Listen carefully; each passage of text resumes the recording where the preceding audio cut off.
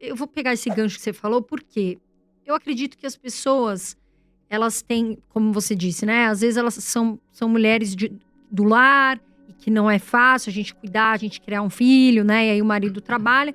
Mas eu acho que hoje, e você falou isso com muita perfeição, a gente tem que entender que existem mulheres que trabalham fora de casa e que tá tudo bem, Uhum. né? É permitido, não tá fora do conceito do princípio, né? De trabalhar fora, de ter a independência. O que eu acho é que não pode se esquecer da família, Uhum. né? Que é uma coisa assim, às vezes a pessoa trabalha e esquece da família. Que aí tem, pra mim, em primeiro lugar, em segundo lugar, depois de Deus. Então, assim, isso que você falou faz todo sentido hoje, né? Porque as pessoas falam assim, mulher que trabalha fora, e eu vejo muita gente falar, não deve trabalhar fora. É pecado na Bíblia. É, Não, algo que eu e, concordo com você. e a Bíblia coloca grandes mulheres que trabalhavam fora. Por exemplo, você tem Lídia, que era vendedora de púrpura. Você tinha também o casal agora que eram amigos de Paulo. Vou lembrar agora o nome, fugiu. Que eram amigos de Paulo, que tinham vindo de Roma. Nossa, fugiu agora o nome, daqui a pouquinho eu vendo. E eles também faziam tendas, como Paulo. Maria Madalena tinha recursos, tanto é que o ministério de Jesus era financiado por mulheres que ajudavam com os recursos delas.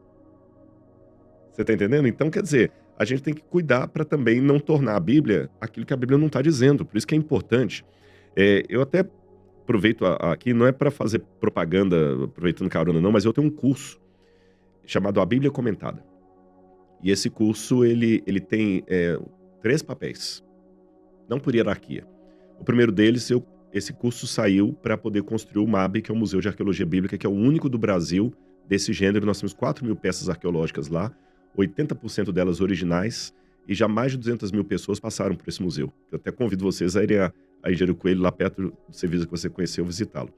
Construíram um museu de milhões, o Bíblia Comentada. Então eu tenho um legado que está lá, que produz pesquisa, produz escavação. Daqui a uma semana a gente está indo para as escavações no Oriente Médio. Então, tem esse legado. É o Bíblia Comentada que está financiando isso. Segundo papel do Bíblia Comentada, ele também tem um braço social. Nós ajudamos uma ONG em Engenheiro Coelho. Já estamos dando a primeira bolsa de estudos. Isso aí é o que eu estou recebendo o legado do Dr. Milton Afonso. Ainda não ajudei 60 mil, mas já estou com a primeira menina que está estudando. E o terceiro, o maior beneficiado do Bíblia Comentada é o que faz o Bíblia Comentada. Você entendeu? Se você quiser ver lá depois nas minhas redes sociais, tem como é que você pode se inscrever. Porque a pessoa vai adquirir o conhecimento bíblico dentro do contexto histórico. E eu ensino a fazer a hermenêutica, para não criar essas leituras artificiais da Bíblia que fazem a Bíblia dizer o que ela não está dizendo.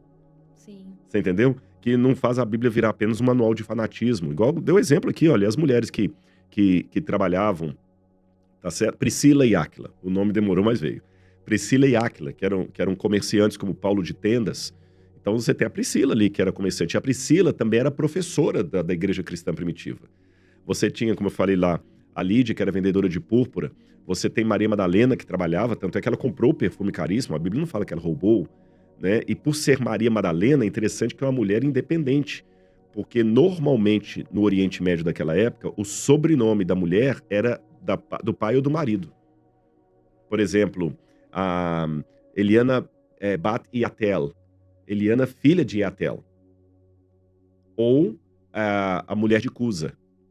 O nome da mulher, você entendeu? Maria, mulher de Clopas. Os homens é que tinham um nome geralmente atrelado à sua profissão ou à cidade onde ele estava ou à ancestralidade. Por exemplo, Paulo de Tarso, que era da cidade de Tarso. Jesus de Nazaré, que era de Nazaré. Tá certo? Eusébio de Cesareia, que era de Cesareia. E ela é Maria de Magdala. Maria Madalena. Então você vê que ela tinha um status. Então, não tem base bíblica para falar que a mulher é proibida de trabalhar, que ela não pode se pôr. Agora, eu queria pegar carona só numa coisa que você falou, que eu acho que é muito importante pontuar isso aqui. Você falou família. Eu e Laura, nós estamos trabalhando para ter filhos, ainda não conseguimos engravidar, mas essa responsabilidade pela família, ela já começa até antes e a despeito dos filhos. Porque normalmente, quando se fala o seguinte, temos que zelar pela família, eu tenho quase certeza que por um instinto quase natural, 80% dos que estão nos ouvindo, especialmente as mulheres, realmente tem que cuidar dos filhos, tem que cuidar dos filhos. Não. Família não é só filhos.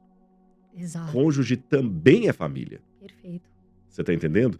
E, por exemplo, uma coisa que eu e Laura ficamos muito atentos, porque pelo fato de trabalharmos juntos, nós dois trabalhamos no NASP e Laura trabalha comigo nas palestras, nas redes sociais e tudo mais, pelo fato de trabalharmos juntos, não correu o risco de achar que tá tudo bem e que eu tô passando muito tempo com ela, porque a gente trabalha junto. Não.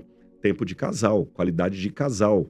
Independente. E não só os filhos, até a despeito deles. Sabe por quê? Porque os filhos são temporários. Exato. Uma hora eles vão voar. Eles vão embora. Aí vai olhar você pra casa. O que que você é? Eu não sei. Eu sei que eu lembrava de você como mãe, eu lembro de você como pai. Sim. Eu não lembro de você mais Agora como acabou, marido. né? Exato. Acabou.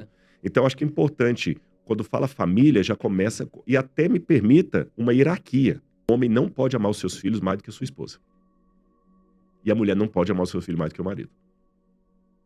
Porque se ele ama o filho mais do que a esposa, ele já tá mostrando pro filho que a mãe dele é secundária. E quando ele tiver uma esposa, que a esposa também vai ser secundária.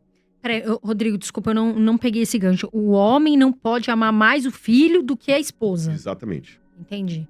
E a esposa não deve amar mais o filho que o marido. Eu sei que isso é difícil, mas a menos é lógico. Que o cara é um calhorda, porque amor também é uma coisa que você tem que dar e alimentar. Claro. Eu tô falando uma situação normal, de um casal que tá bem casado. Tá bom? Não tô falando que o camarada virou um cafajeste, não. Tô falando daquela situação que ela olha pra ele, ela o ama, ele a ama. Eles se casariam de novo hoje, se tivesse um padre na frente deles. É desse sentido que eu tô falando. Se o casal tá bem resolvido, eles têm que pôr uma hierarquia dentro de casa. Eu amo meus filhos, eu darei minha vida pelos meus filhos. Mas eu não amo você mais do que sua mãe. Sua mãe tá em primeiro lugar.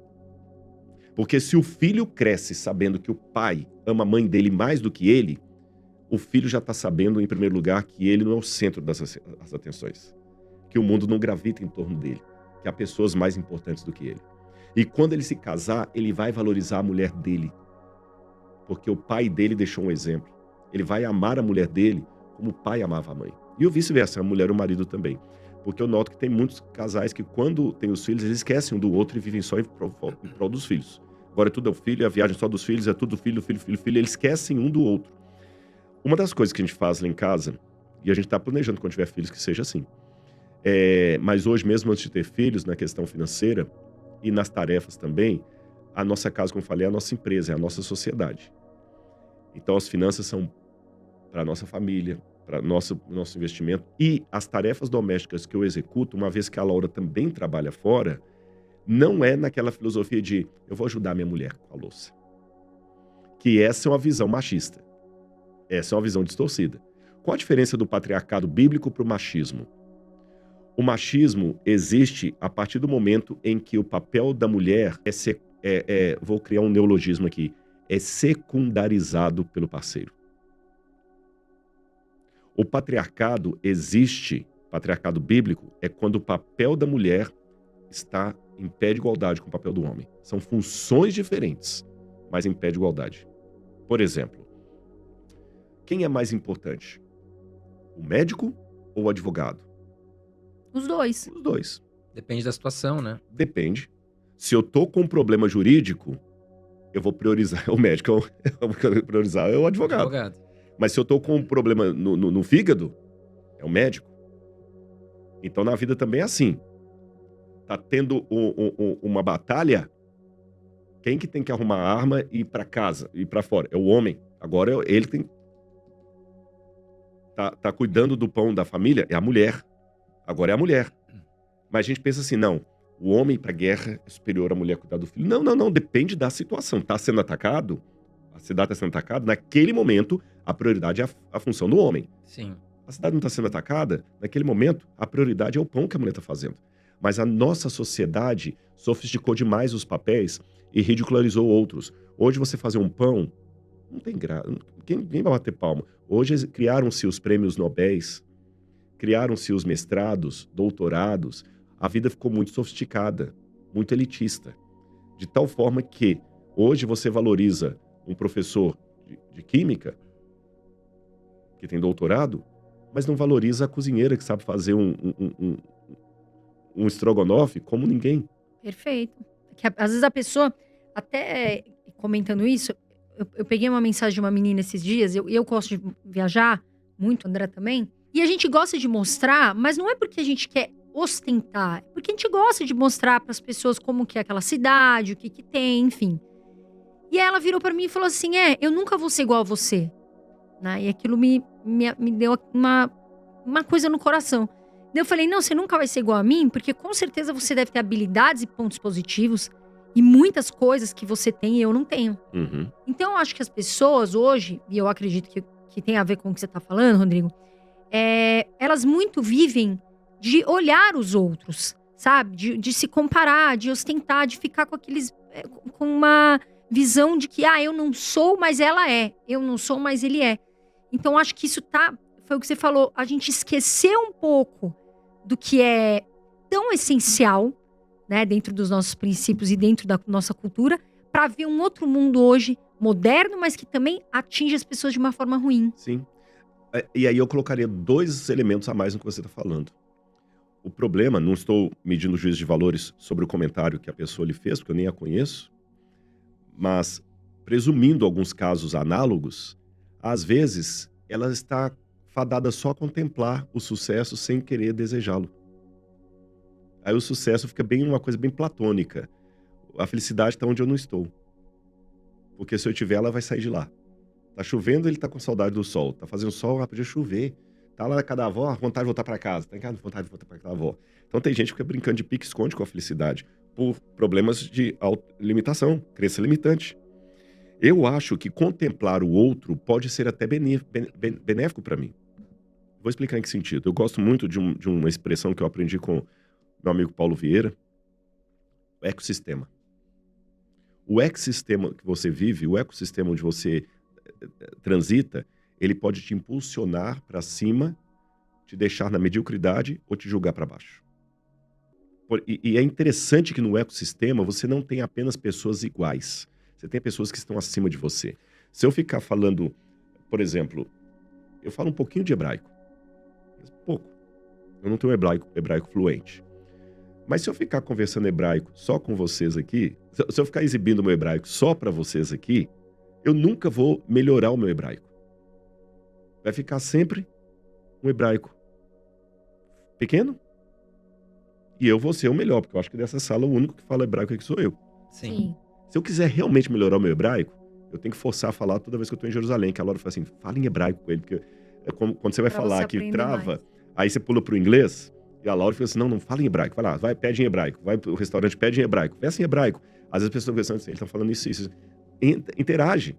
Então ela fica com medo, né? Fica com medo, mas se eu quero realmente melhorar, eu tenho que arriscar falar lá. Exatamente. Você entendeu? É quando eu tô num podcast com os rabinos, que aí eu acabo arriscando algumas coisas em hebraico também, mesmo sabendo que eles sabem mais do que eu. Agora, às vezes o medo de crescer, porque curar dói, crescer dói. Aí o medo da dor me faz lembrar a minha infância com o trauma do mertiolate. Quando a mãe vinha com o mertiolate, eu sabia que ia arder, a gente soprava, jogando bactéria aqui no... Já sarou! Sarou nada. Era o medo da cura, o medo do ardido do mertiolate. Então, assim, a pessoa olha você, mas o caminho para chegar onde você chegou, às vezes foi tão árduo. Eu não conheço a sua vida, Carol, mas vamos porque às vezes vocês lutaram para danar, começaram do zero e tudo mais. E para chegar onde vocês estão, falando que vai viajar para a Turquia com a família, que vai para uma cidade, tem um podcast com mais de 1 milhão de seguidores e tudo mais, vocês, como diz assim, amassaram um barro violento. Com certeza. Aí eu não quero amassar o barro que vocês amassaram. Aí eu tenho 2 disposições patológicas. Eu te admiro, platonicamente, falo assim, nunca vou ser o que vocês vão ser. Aí se a mulher fala assim, é tão bonita, nunca vou ter seu cabelo, nunca vou ter o seu brinco. Aí eu fico só curtindo os seus vídeos para lembrar o lugar onde eu nunca estarei. Ou segunda situação patológica. Já que eu não vou ser como você, eu não vou seguir vocês. Eu vou me inspirar numa cantora, talvez, de uma música de gosto duvidoso, uma pessoa de gosto duvidoso, que tá ali, e tá talvez ganhando mais seguidores do que vocês, mostrando o traseiro. Aí eu, no meu bairro, vou começar a andar também com um shortinho arrebitado, achando que eu sou igual àquela lá. Porque aquela não precisou fazer o que você... Ela só rebolou e já tá lá. Aí eu começo também a criar uma distorção daquele outro extremo que eu falei. Se a gente no elitismo, às vezes fica batendo palma só pro doutor em física e não pra mulher que fez boa a macarronada, Numa outra situação igualmente paradoxal e complexa, eu começo agora a valorizar pessoas de gosto duvidoso. E eu começo a dar dinheiro para pessoas de gosto duvidoso, eu começo a ir ao show de gente de gosto duvidoso, eu começo a consumir pessoas de gosto duvidoso, voltando ao início da nossa conversa, trazendo para dentro da minha casa demônios que não estão edificando o meu lar. Às vezes é um jogador de futebol que joga muito bem, que dá um orgulho pro Brasil na Copa do Mundo, mas quando você vai ver a vida do sujeito fora do campo, é um camarada que, será que eu queria aquele camarada namorando a minha filha? Sabe? Que tá com... Cada noite pega não sei quantas meninas aí, enche um ônibus, alguns deles, a gente sabe disso, não são todos, gente, não quero generalizar. Nada contra o jogador de futebol, tem muito jogador de futebol sério, com família, mas também não vamos negar que tem alguns que aproveitam a fama para encher o ônibus de menininha da periferia e levar pra mansão dele e ficar a noite toda ali, ó, só com drogas e tudo mais, coisas que eu não quero que cheguem na minha casa. Exato. E ele tá ganhando milhões. Mas como meu filho quer jogar bola para ser como aquele lá, eu acho bonitinho. Lembre-se, o que você tá colocando na sua casa. E olha o ecossistema. Quem, né? Também. Exatamente. Se o ecossistema tá te fazendo crescer, eu nunca vou crescer se eu ficar só no bar da esquina. Exato. Porque tem muita gente que usa isso, né, Rodrigo? Ah, vou ficar ali no bar, amanhã Deus pertence. Isso é muito uma coisa que a gente escuta muito, eu e o André. Quantos colegas, assim, lamento por eles, assim, que eu vi que foi criado assim, eu volto lá onde eu fui criado lá, assim, no mesmo boteco, tá o mesmo boteco lá, os caras agora só que algumas dezenas de anos mais velhos, com uma barriga desse tamanho, careca lá na porta do bar, lá tomando cerveja, comendo torresmo. Aí quando eu olho assim, ele tá no bar da esquina comendo torresmo, bebendo cachaça, igual o pai dele fazia na nossa infância. E sabe o que eu acho mais, assim, mais engraçado? É que as pessoas falam assim, ah, mas ele é muito mais feliz que aquela pessoa, enfim, que vive numa melhor condição. Só que às vezes não é isso, às vezes ele nunca conheceu aquela condição boa. Entendeu? Ele só tem aquela condição de ficar no bar bebendo porque ele não quis algo melhor. Exatamente. Não quer dizer que ele é mais feliz, quer dizer muitas vezes que ele não teve não a condição, mas ele não teve a disposição de fazer aquele caminho melhor que outra pessoa fez. Não, o que eu considero felicidade na pobreza, na periferia, é o seguinte. Às vezes tá um caboclo lá no meio da roça, com o chapéu de palha dele da cabeça, até numa linguagem bem interior, chapéu de paia, né, na cabeça. O sujeito nunca foi para Paris, nunca estudou em Oxford, não sabe nenhuma palavra além do beabá do português. Ele tá lá tranquilo, plantando a hortinha dele lá, feliz. Eu conheço muitas pessoas assim. E às vezes tá feliz. Isso Sim. tudo bem, isso eu concordo. Às vezes ele tá feliz.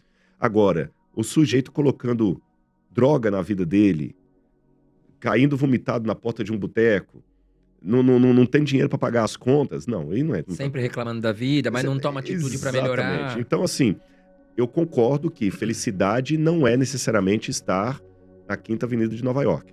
Porque tem muita gente que tá lá e tá se suicidando. Sim. Mas felicidade também não é estar no boteco, enchendo a cara todos os dias, inchado com cirrose hepática ali. Os filhos já não conversam, a mulher já não conversa, não tem ninguém. Ali também não pode chamar aquilo de felicidade. Então, repito, existe a felicidade no mundo dos ricos e dos supostamente bem-sucedidos, como também existe a infelicidade lá. E existe a infelicidade e a felicidade no mundo dos pobres. Tudo depende da verdadeira paz de espírito que você tem. É aquela paz de deitar, seja no Chopana ou no Hotel Athénée, e falar assim, obrigado, Deus. Esse dia foi uma bênção para mim e para outras pessoas. O diabo vai usar a Bíblia contra Jesus, e Jesus vai usar a Bíblia para responder ele. Ou seja, até o diabo distorce a palavra de Deus. Então, mas a genialidade disso tá o seguinte, ó. Jesus usa a Bíblia para se defender. Ele fala assim, está escrito, nem só de pão virá o homem. Então imagina, pá, ganhei, né? Usei a palavra contra você. Só que o diabo é tão inteligente que ele diz, ó, o diabo o levou a um lugar alto e mostrou-lhe num relance todos os reinos do mundo. E lhe disse, eu te darei toda a autoridade sobre eles e todo o seu esplendor, porque me foram dados e posso dá-los a quem eu quiser. Então, se me adorares, tudo será teu. Aí Jesus respondeu de novo com a palavra. Está escrito, adore o Senhor, o seu Deus, e só ele preste culto. Aí o diabo o levou a Jerusalém, colocou na parte mais alta do templo e lhe disse, se és o filho de Deus, joga-te daqui para baixo, pois está escrito. Então, ó, aí o diabo vem, pois está escrito, ele dará ordens a seus anjos a seu respeito, para o guardarem com as mãos eles o segurarão, para que você não tropece em alguma pedra. E aí ele foi e usou então a palavra contra Jesus. Aí Jesus usou a palavra de novo contra ele. Ó. E Jesus respondeu, dito está, não ponha à prova o Senhor, o seu Deus. Tendo terminado todas essas tentações, o diabo o deixou até ocasião oportuna. E só uma curiosidade, sabe qual foi a passagem que o diabo citou quando ele falou, porque está escrito aos teus anjos dará ordens a teu respeito? O Salmo 91. Quando eu era criança, a Bíblia lá em casa, quase todo católico é assim, fica aberta no Salmo 91, porque diz que é o Salmo que expulsa o diabo. Não sei quem do interior sabe disso, mesmo na capital era de Belo Horizonte. E em Qumran, nos manuscritos do Mar Morto, o Salmo 91 ficava junto com os salmos de exorcismo. Olha a ironia, o diabo cita para Jesus um salmo de exorcismo. Cara, olha só. Salmo 91. Então, assim, Rodrigo, eu separei uma série de aprendizados dessa passagem. Não sei se você quer complementar algo antes, mas depois eu tenho uma lista de coisas que Não, só para preparar o terreno para você fazer, porque realmente só essa aqui... É bizarro. É bizarro, dá umas 2 horas de conversa. O deserto, na cultura bíblica, é o lugar da provação. Tá. Nós, pela herança grega, especialmente de Platão, quando queremos falar do inferno, você imagina o subsolo. Lembra aqueles desenhos que tem um anjinho quente, aí abaixo o elevador vai para o inferno, vai subir vai para o céu. Mas essa não era a ideia deles. A ideia deles é que o deserto é o lugar dos demônios. Tanto é que no Antigo Testamento, tem o dia do Yom Kippur, o dia da expiação, Deus mandava o sacerdote separar 2 bodes. Um bode para o Senhor, que era sacrificado, e o outro bode para Azazel. Azazel é o nome de um demônio. E o bode de Azazel era solto no deserto. Então, na Bíblia, o topo do monte é sempre a presença de Deus. Eleva os meus olhos para o monte, de onde me virá o socorro, diz o salmista. O meu socorro vem do Senhor. Quem se assentará no santo monte do Senhor? Aquele que é digno, que é limpo, etc, etc. O monte do Senhor. O deserto e o vale são o oposto do monte. Ali é o lugar da provação, é o lugar onde o demônio habita, é o lugar onde todo mundo tem medo. Por isso que o Salmo 91 é um salmo que descreve a fortaleza no deserto. E você vai pegar Jacó passou pelo deserto. Moisés, antes de se preparar, antes de tirar o povo do Egito, Moisés passou 40 anos no deserto.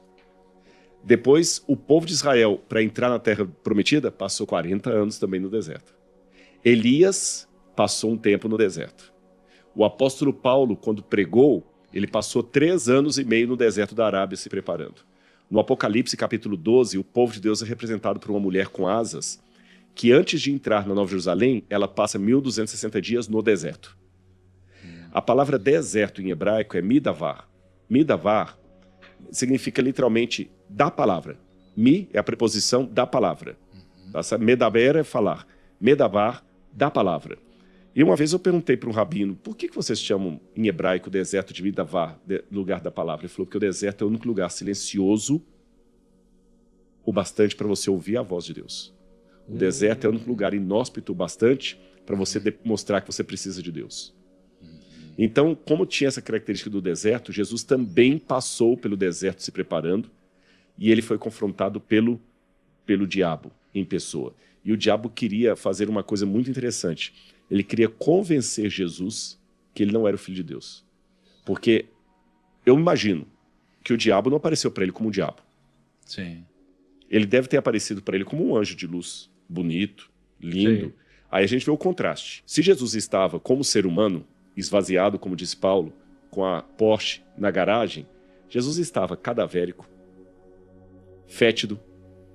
Se você depois de uma apresentação estava com o cabelo precisando de um cabeleireiro, imagina Jesus 40 dias sem tomar banho. Jesus de estar fedendo, com mau hálito, o rosto abatido, seco, né? Seco. Sol.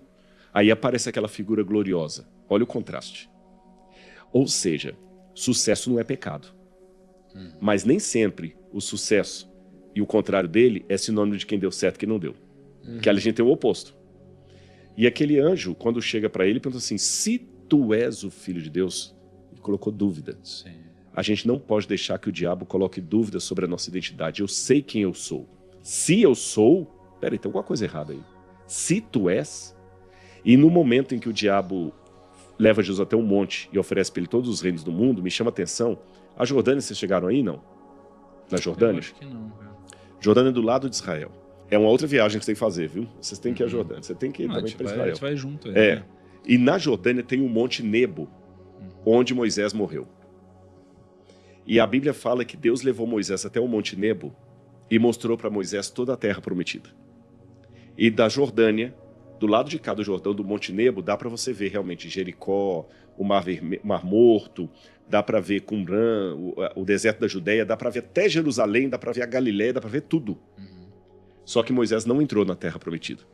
Porque ele tinha quebrado a aliança com Deus, ele tinha pecado. Sim. Quando a gente conversar sobre Moisés, eu conto essa história.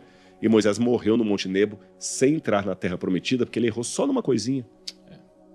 Aí agora, o diabo coloca Jesus num monte muito alto. Como essa provação foi no deserto da Judéia, o monte mais alto do deserto da Judéia fica em frente a Jericó. E esse monte, se você estiver no topo dele, ele dá de cara para o Monte Nebo do outro lado. Então o diabo colocou Jesus no alto do monte, primeiro para parecer que ele estava perto de Deus. Lembra que eu falei que o alto da montanha é perto de Deus? Segundo, o diabo criou em Jesus a mesma situação de Moisés. Moisés subiu ao monte, Deus mostrou a terra e não deixou ele tê-la. Eu coloco você no monte, eu mostro a terra e eu te dou. Eu sou mais legal que Deus. Só me adore por um pouquinho de tempo. Cara, isso é bizarro. Olha só. Primeiro de tudo, difícil, né? Hein? Olha só, primeiro de tudo, o diabo é um sugestionador. Igual você comentou. O jogo dele é lançar sugestões e te fazer questionar sua própria identidade. Aí eu lembro, por exemplo, da escola. Você na escola, quando o pessoal vem e fala assim, você não é o bonzão? Aí você fala, não, claro que eu sou o bonzão. E você faz besteira. Mas você não é o cara da edição, o bonzão? Então, eu sou. Aí você pega e você começa a entrar na onda. Na pilha, né? Cara, você o cara besteira. Xingou sua mãe ali, você não vai bater nele, né? Aí você tem dúvida do que a sua mãe é. E aí, qual que é o problema? Que começa a questionar a sua identidade, cara. Quem você é. Então, às vezes, Jesus... Então, o que o diabo fala? Ele fala assim, mas você não é Jesus? Você não consegue transformar essa pedra em pão? Tipo, não, claro que eu consigo. Imagina se Jesus entra nessa pilha, entendeu? O ser humano é muito frágil, né? Porque Isaías é totalmente isso. É tipo, é um outro ser duvidando do que ele é e o cara acaba se duvidando e ele fica se contradizendo e fica bravo e quer se provar. Qual que é o antídoto disso? O antídoto é saber quem você é. Exatamente. E nesse aspecto... E aplicar, né? E saber quem você é, já que estamos falando agora de um ponto espiritual, você sabe quem você é. E quando você passa pelo processo da conversão, do renascimento, como o Tiago passou, você sabe quem você é aos olhos de Deus. Vamos prestar atenção na resposta que Jesus deu? Quando o diabo falou assim, se tu és o filho de Deus, manda que essas pedras se transformem em pães, Jesus não falou assim, eu sei quem eu sou, não tem que dar satisfação para você. Olha que interessante a resposta que ele deu. Nem só de pão. Nem só de pão viverá o homem, mas de toda palavra que sai da boca de Deus. Isso aqui está escrito em grego. Jesus falou em aramaico, mas isso aqui está escrito em grego. Em grego, há dois termos para palavra. Você tem o termo logos, que é qualquer palavra formatada. Tá certo? Por exemplo, aqui na minha caneca está escrito primo cast. Isso aqui é logos. Logos. E existe um outro termo em grego, que é rema, que significa palavra pronunciada. Rema é palavra pronunciada. Então, quando eu falo primocast, isso é rema. Isso aqui é logos. Quando Jesus falou, nem só de pão viverá o homem, mas de toda palavra, ele usa o termo rema. De toda palavra que sai da boca de Deus. Então, nesse momento, embora Jesus rebateu o diabo com a Bíblia, nesse momento específico, ele não estava se referindo à Bíblia. Porque senão ele usaria logos. Porque a Bíblia é a palavra escrita. Jesus fala o seguinte, nem só de pão viverá o homem, mas de toda a palavra que Deus falou. E o que Deus falou? 40 dias antes, Deus tinha falado, este é o meu filho amado em quem eu tenho prazer. Então, embora todas as evidências e circunstâncias pareciam supor que Jesus era qualquer coisa menos o Filho de Deus, ele continuaria crendo que era o Filho de Deus. Por quê? Porque o Pai falou. E se o Pai falou, o Pai não mente. Por isso que aquela hora que a gente falou assim, não é autoajuda nem teologia da prosperidade. Eu não vou porque eu sei que vai dar certo. Eu vou porque ele mandou. E se ele mandou, ainda que dê errado, é porque deu certo. Você entendeu a questão? Então, na vida, a gente tem que ter essa dimensão. Se o Pai falou que eu sou filho dele, O diabo não vai colocar dúvidas na declaração de Deus, ainda que ele tenha todo o argumento e toda a evidência do mundo. Humanamente falando, eu sou filósofo, eu sou formado em filosofia. Pela lógica, o diabo estava certo. Porque o Filho de Deus é glorioso, os anjos se prostram para ele, ele faz assim, tudo acontece. Aquele sujeito ali, não, cadavérico, feio, fedido, e eu conheço o deserto de dormir no deserto. Eu sei o que é. Eu sei o que é ficar 15 dias no deserto de Baiuda, no Sudão, sem tomar banho. É horrível. Imagina 40. Pela lógica, o diabo estava certo. Mas pela fé, Jesus acreditou naquilo que o Pai falou. E se o Pai falou, o Pai não mente. Esse é o Espaço em Cenas. Se você gostou do conteúdo, não se esqueça de deixar o seu like e se inscrever. E se você quiser continuar se informando, assista o próximo vídeo que está aparecendo aqui na tela.